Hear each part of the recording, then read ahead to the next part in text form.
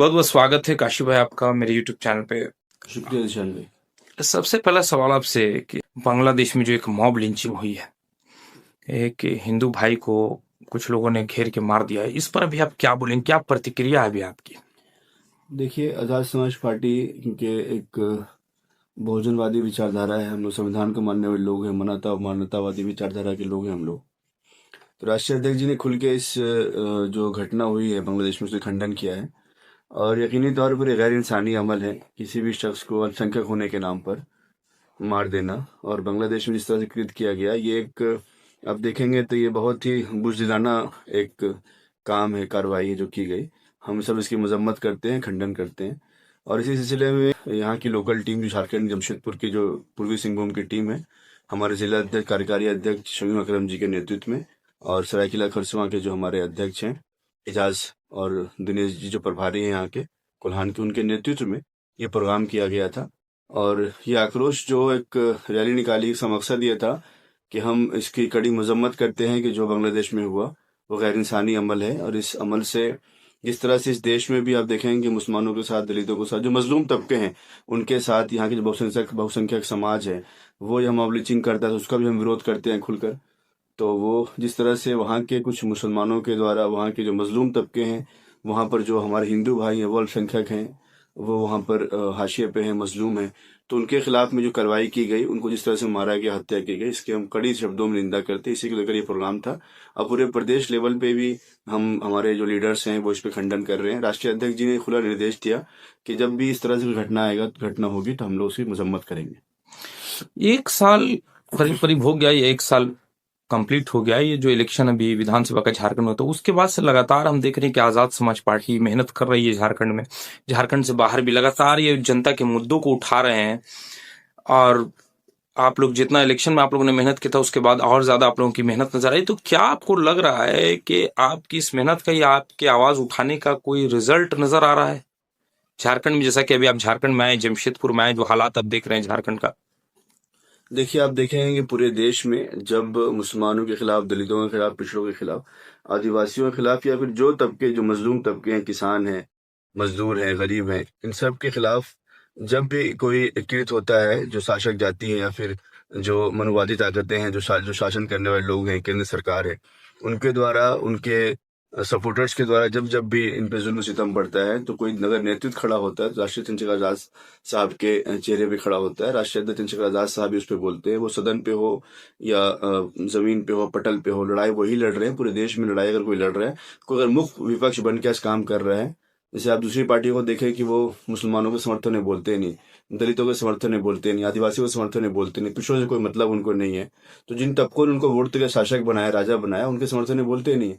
लेकिन राष्ट्रीय अध्यक्ष चंद्रशेखर आजाद साहब जो हैं, उनकी टीम और जो हम जैसे जो कार्यकर्ता हैं पार्टी के, वो दिन रात मेहनत कर रहे हैं कि इस देश के मजलूम तबकों की आवाज को बुलंद किया जाए। और आज इस देश में कोई मजलूम अगर है तो यहाँ के दलित हैं, पिछड़े हैं, मुसलमान हैं, आदिवासी हैं, सिख हैं, ईसाई हैं, बुद्धिस्ट हैं, जैन, ये सारे मजलूम लोग हैं। और इनके ऊपर शासन व्यवस्था चलाने वाले लोग जो हैं वो शासक जाति हैं, जिनका नैरेटिव मनोवादी नैरेटिव है, और वो इस देश में चाहते हैं कि संविधान खत्म कर मनोवाद को लागू किया जाए। तो इस देश में अगर कोई अभी के समय में अगर कोई वाकई विपक्ष है जो मजलूमों के साथ खड़ा है, मजबूती के साथ और बड़ी मजबूती के साथ और हौसले के साथ खड़ा है, तो आजाद समाज पार्टी है। और हमारी कोशिश ये है कि लोग ये समझते हैं कि सियासी तौर पर कोई आदमी चुनाव जीत जाता है, चुनाव को हार जाता है, लेकिन हम ये समझते हैं कि हम एक नेतृत्व खड़ा कर रहे हैं। क्योंकि काशीराम साहब कहा करते थे कि तुम जो बहुजन समाज है, 21वीं सदी उनकी सदी है। तो हम ये कोशिश कर रहे हैं कि हम इस मजलूम तबकों की इत्तेहाद कायम करके जालिम को जुल्म से रोके, अच्छे लोगों को हम आगे प्रमोट करें, लीडरशिप दें उनके अंदर, ताकि वो आवाज़ बन सके। और ये आवाज़ बनने की कोशिश जो है हम लोग खुद भी कर रहे हैं। यकीनी तौर पर मुझे उम्मीद है कि आने वाले वक्त में उत्तर प्रदेश से जो माहौल बन रहा है, वो माहौल पूरे देश में फैलेगा। और झारखंड भी, क्योंकि झारखंड की फिजाएं जो हैं, झारखंड में जो मजलूमों का इत्तेहाद बन रहा है, झारखंड में जागृति लोगों में आ रही है, यकीनी तौर पर झारखंड में भी अच्छे रिजल्ट्स आएंगे और अच्छे लोग विधानसभा पहुंचकर अपने लोगों के लिए कानून बनाएंगे और उनकी जिंदगी में तब बदलाव और खुशहाली लाएंगे। एक अहम सवाल, क्या जरूरत है भाजपा को या दूसरी पार्टियों को कि वंदे मातरम पर बहस करें? और पार्टी तो पार्टी, गोदी मीडिया भी इससे नहीं बचे, गर्चे बेरोजगारी और औरतों पे जो हो रहा है अत्याचार, उसके अलावा और एक्सप्लॉयटेशन जो हो रहा है, वो सारे मुद्दों को दबा के वंदे मातरम को उठाने की क्या जरूरत है? क्या ऐसा जरूरत आ पड़ी? देखिए, शुरू से ही 2014 के बाद से अब तक भारतीय जनता पार्टी हर अपने प्रोमिसेस में जो उसने वादे की जनता से उसमें फेल रही। वो वादे बहुसंख्यक समाज के लिए हो, वादे उन लोगों के लिए हो जिनको उन्होंने वोट दिया, उन सारे वादों पे फेल रही। अब उनके पास कोई एजेंडा तो है नहीं। जीडीपी इस देश की देख लीजिए, पूरे दुनिया में जो भुखमरी के शिकार देश है उसमें हमारा भी रैंक आ रहा है। और ये जो भारत की जो व्यवस्था है, हम हर शख्स जो है एक बड़े कर्जदार बन चुका है। हर शख्स के ऊपर एक कर्ज का बोझ है, वो स्टेट लेवल पे हो या फिर वो डिस्ट्रिक्ट लेवल पे हो या फिर वो नेशनल लेवल पे हो। हर शख्स जो है आज परेशान दिख रहा है। तो भारतीय जनता पार्टी के पास कोई नैरेटिव तो बचा नहीं, बस ये हिंदू मुस्लिम कर कर हम भी मोहब्बत करते हैं, हम अपने देश से मोहब्बत करते हैं, अपने राष्ट्रगान से मोहब्बत करते हैं। लेकिन इसका मतलब ये नहीं है कि उसमें जो हमारी मान्यताएं हैं, एक मुसलमान जो है ये मानता है कि हम सिर्फ अल्लाह पे यकीन करने वाले लोग हैं, सजदा हम अल्लाह पे करेंगे। तो जो आपत्तियां हैं उस शब्द में आपत्ति को हम हटा कर अपने देश से मोहब्बत करते हैं, उसमें कोई दिक्कत नहीं है। हम राष्ट्रगान जो हमारा उस गाने को हम तैयार हैं, उसमें कोई दिक्कत। लेकिन जो शब्द उसमें गए हैं, वंदे मातरम में जो शब्द है, कुछ शब्दों से इनके उसमें कुछ चीजें ऐसी हैं जिसपे हम एतराज करते हैं, तो एतराज करते रहेंगे हम। नहीं तो उस पर भारत बहस की क्या जरूरत है, ये हम भारत का जानना चाह रहे हैं। संविधान हमें उसकी आजादी देता है। बहस इसलिए किया जा रहा है क्योंकि चुनाव होने वाला है अभी। पश्चिम बंगाल का चुनाव है। तो चुनाव में क्योंकि इनके पास कोई नैरेटिव तो है नहीं, तो इसी से पेट भरेगा क्या? बिल्कुल हिंदू मुस्लिम करके कुछ लोगों को खड़ा करके बाबरी मस्जिद के नाम पर फिर एक नया नैरेटिव बिल्डअप किया जा रहा है। और जो लोग मुझे, क्योंकि सवाल आपको पूछना चाहिए था मुझसे कि वेस्ट बंगाल का चुनाव से पहले क्यों हुआ, उसके उसके ये तो मुद्दा तो शुरू से किया है ना। ये तो वंदे मातरम की बात तो पहले भी की गई, मुसलमानों ने इतराज किया, उसके फिर ये मुद्दा क्यों खड़ा किया जा रहा है? तो इनको चुनाव के वक्त में ये क्यों याद आया? वेस्ट बंगाल में एक शख्स को खड़ा किया जा रहा है जो बाबरी मस्जिद बनाने की बात करता है। वो शख्स कौन है आप पता कर लीजिए। उसने बीजेपी से चुनाव लड़ा, लोकसभा चुनाव से। हुमायूं कबीर जो है, उसने वो बीजेपी से चुनाव लड़ा उसके पहले वो। तो वो शख्स को पिछले 5 सालों में बाबरी मस्जिद याद नहीं आई, और उसको अभी बाबरी मस्जिद याद आ रही है कि मैं बनाऊंगा वहां पर।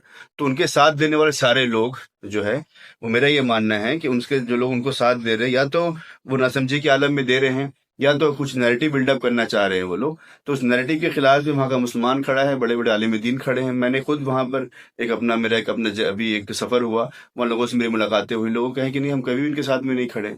तो बाबरी मस्जिद के नाम पर, हिंदू मुस्लिम के नाम पर और वंदे मातरम के नाम पर इस तरह नैरेटिव बनाना सिर्फ और सिर्फ उनका मकसद ये है कि चुनाव के वक्त में हिंदू मुस्लिम को अपना फायदा लिया जा सके। मैं सारे लोगों से अपील करता हूँ, जो इस देश का नागरिक है, जो इस देश की मोहब्बत करता है, कि इन सब चीजों से हटकर हमें सच मुद्दे जो हैं, सही मुद्दे, जो रोजगार है, बेरोजगारी है, महिला सुरक्षा है, किसानों के कि उनके किसानों को लेकर जो एमएसपी है उसको लागू किया जाए। मुसलमानों, दलितों, पिछड़ों, आदिवासियों पे जुल्म सितम हो रहा है। जो विकास की जो गति रुक सी गई है, और जो बेरोजगारी बढ़ रही है, जो हमारे बच्चे प्लान कर रहे हैं, इन मुद्दों को खड़ा किया जाए ताकि हम देश को अच्छा देश बना सके, उज्जवल देश बना सकें। एक अहम सवाल, डॉलर 90 पार और बांग्लादेश का टका इंडिया के रुपए में ज्यादा फर्क नहीं, लगभग बराबर है। इसका सबसे बड़ा कारण क्या? क्योंकि इसके लिए बीजेपी बहुत हल्ला पहले करती थी कि जो है जिस देश का प्रधानमंत्री कमजोर होता है उस देश का रुपया गिरता है। तो आज क्या माना जाए? देखिए, मैं ये मानता हूँ कि नरेंद्र मोदी साहब ने देश को बहुत कमजोर कर दिया। जिस देश में हिंदू मुस्लिम के नाम पर दंगे बड़े हों, मुसलमानों के मॉब लिंचिंग की जा रही हो, दलितों को उनके जात बिरादरी के नाम पर घोड़ी में चढ़ने पे मारा जा रहा हो, मटका छूने पे मारा जा रहा हो, तो जो जिस देश में इस तरह से चीजें होंगी, वो देश यकीनी तौर पर कमजोर होगा। हमें ये चाहिए था कि हम इस वक्त में, जब पूरे देश में परेशानी है, बदहाली है, तो हम सब एक साथ होकर इस देश के लिए काम करते। तो आप जो आपने सवाल किया, उस सवाल का सिर्फ हल ये है कि हम मिलकर जब इसको लड़ेंगे, हम मिलकर जब अपने देश के प्रति आस्था रखेंगे, अपने मिलकर जब हम देश के प्रति मोहब्बत रखेंगे, तो ये यकीनी तौर पर चीजें बदलेंगी। और आप देखेंगे कि मैंने जो आपको पहले कहा कि नरेंद्र मोदी साहब ने, जो हमारे प्रधानमंत्री हैं, उन्होंने इस देश को बहुत कमजोर कर दिया है अपनी नीतियों से। और देश यकीनी तौर पर, जो आप एक अच्छे नागरिक होने की हैसियत से, हमको ये बात की तकलीफ होती है कि हमारा देश बहुत पीछे जा रहा है। अब बांग्लादेश जैसे जो कंट्री है, जो बहुत छोटी कंट्री, कोई औकात नहीं होती है, वो हमें आग दिखा रहा है आज। तो कहीं ना कहीं इस देश में जो शासक जाति है, जो शासन करने वाले लोग हैं, उन लोगों ने इस देश को जिस तरह से करना चाहिए, संभालना चाहिए, संभालने पे वो आज फेल हो चुके हैं। मैं ये कहता हूँ कि काशीराम साहब क्या करते थे कि 21वीं सदी जो है वो बहुजन समाज की सदी है। मुझे ऐसा लगता है कि आने वाले वक्त में इन लोगों जो जिस तरह से नैरेटिव बिल्डअप कर रहे हैं हिंदू मुस्लिम के नाम पर, लोग परेशान हो चुके हैं। इस देश का युवा, इस देश के बहुजन समाज इनको सबक सिखाएगा और आने वाले वक्त में आप देखेंगे एक बड़ा आंदोलन इस देश में होगा, जो मुझे समझ में आता महसूस होता है। और ये आंदोलन, ये क्रांति उत्तर प्रदेश शुरू होगी और पूरा देश बदलेगा। नीतीश कुमार ने डॉक्टर नुसरत का हिजाब खींचा, इस पर आपकी प्रतिक्रिया? देखिए, इस पे तो पूरे देश की प्रतिक्रिया आ रही है। जो भी समाजवादी लोग हैं, जो संविधान को मानते हैं, संविधान ने किसी भी शख्स को, और वो हमारी बहन हो या फिर कोई और हो, उनको संविधान ने ये इजाजत दी है कि वो अपने जो वेशभूषा है, अपने धर्म के हिसाब से वो उसको अडॉप्ट कर सके। तो वहां पर उनको सम्मान देने के लिए वहां बुलाया गया था, नियुक्ति पद देना था, लेकिन हमारे जो सीएम साहब हैं, मुख्यमंत्री बिहार के, उन्होंने हमारी बहन की अजमत पे खेलते हुए वो उनकी नकाब को खींच लिया। तो पूरे देश में जो लोग समझदार हैं, जो लोग समाज से मोहब्बत करते, देश से मोहब्बत करते हैं, संविधान से मोहब्बत करते हैं, उन सब ने मजम्मत की, हम भी मजम्मत करते हैं। और हम ये समझते हैं, नीतीश कुमार जी, क्योंकि राष्ट्रीय अध्यक्ष जी ने भी इसमें कंडेम किया, पूरे देश के उन्होंने कंडेम किया, समझदार लोग हैं। हम ये समझते हैं कि ये महिला सुरक्षा के ऊपर सबसे बड़ा प्रहार है। और जिस तरह से महिलाओं के ऊपर बेटी बचाओ का नारा लगाते हैं भाजपा की नजर में, या तो जो मुस्लिम समाज है वो उनकी बेटी नहीं है, दलित समाज उनकी बेटी नहीं, मतलब उनके लिए बेटी वही है जो हिंदू समाज के लोग होंगे, एक खास बहुसंख्यक समाज के लोग होंगे। तो हम इसकी मजम्मत करते हैं। नीतीश कुमार जी ने जो अमल किया, उसकी उनको माफी मांगनी चाहिए। आखिरी सवाल, जमशेदपुर से, चूंकि आपने चुनाव लड़ा जमशेदपुर पश्चिम से, जमशेदपुर में एक दबदबा है, लोग आपको पहचानते हैं, यहीं से आपकी राजनीतिक पहचान शुरू हुई है। सड़कों की हालत जर्जर है, नालियों की हालत बेहाल है, ड्रेनेज सिस्टम नहीं, बिजली की तार की हालत सही नहीं है, और बहुत से इलाके में और बहुत सारे मसाइल हैं। अब तक बन्ना गुप्ता जी के जाने के बाद भी अब तक कोई सुधार नजर नहीं आ रहा है। देखिए, सुधार वहां होता है जहां पर लोग, जनता जागरूक होती है। मैंने जब चुनाव लड़ा तो मैंने लोगों को ये कहा कि आप अपने नेता से सवाल करिए, आपको वोट जिसको देना है, जिस पार्टी को देना है, उसको आप उस पार्टी को वोट दीजिए, लेकिन कम से कम जनता जो सवाल करे, और सवाल ये करे कि भाई इतने सालों में 25 साल झारखंड बनने में हो गया, वो बन्ना गुप्ता जी हो या सरयू राय जी हो, जो लोग जमशेदपुर पश्चिम से हमेशा चुनाव जीतते रहे, उनसे सवाल करना चाहिए कि जर्जर हालत क्यों है। आप ये देखिए कि मैंने हमेशा ये कहा, अपने स्पीचेस में कहा, अपने चुनावी दौरे में कहा, चुनावी रणनीति हम बना रहे थे, हम लोगों से मुलाकात करते थे, हमने उनसे ये कहा कि आप मुझे ये बताइए कि आपने कभी अपने जो विधायक आते हैं, उनके प्रतिनिधि आते हैं, उनके लोग आते हैं, कभी आपने उनको सवाल किया कि भाई ये हमारे सड़कें क्यों नहीं बन रही, हमारे नाली क्यों नहीं बन रहे हैं, अच्छे स्कूल नहीं है, अस्पताल नहीं, यहाँ खेलने का प्ले ग्राउंड नहीं है, लाइब्रेरी नहीं है, कम्युनिटी हॉल नहीं है। लेकिन क्योंकि हम सिर्फ भाजपा को हराने के लिए मेहनत करते हैं, भाजपा को हराने की नैरेटिव बनाया जाता है, इसलिए ये स्थिति हमारी है। आजाद समाज पार्टी मुखर इन मुद्दों पर हम ये कोशिश करेंगे कि लोगों को और जागरूक करें, लोगों की, और यकीनी तौर पर आजाद समाज पार्टी बहुत मेहनत कर रही है। और मैंने ये आदेश भी दिया है अपने यहाँ के जो लोकल टीम है कि आप एक आक्रोश रैली निकालिए, आज कल निकालिए, परसों निकालिए, जल्दी निकालिए, ताकि ये जो, मैं खुद जाता हूँ सड़क से, तो जब हम सुबह निकलते हैं यहाँ से, तो जब हम लोग जाते हैं तो हमारे कपड़े आप देखिए, जब एक बंदा स्कूटर लेके अगर जा रहा है तो वो सफेद कपड़े को पहन के जाता है, लौटते तो कपड़े पीले हो जाते हैं। वो जो एक यूआई है यहाँ का, अगर आप चेक करेंगे तो मुझे लगता है 450 के ऊपर है। क्यों है? क्योंकि जो डस्ट है, ये डस्ट वो हवा मिल के डस्ट जो है आपके हलक के अंदर जा रहा है, आपके सांसों में जा रहा है, फेफड़ों में जा रहा है, लेकिन किसी को कोई फिक्र नहीं है। क्यों फिक्र हमें करनी चाहिए? फिक्र सिर्फ इतने लोगों को है कि हमें बीजेपी को हराना है। तो क्या बीजेपी को हरा सके? अपने बीजेपी को नहीं हराए।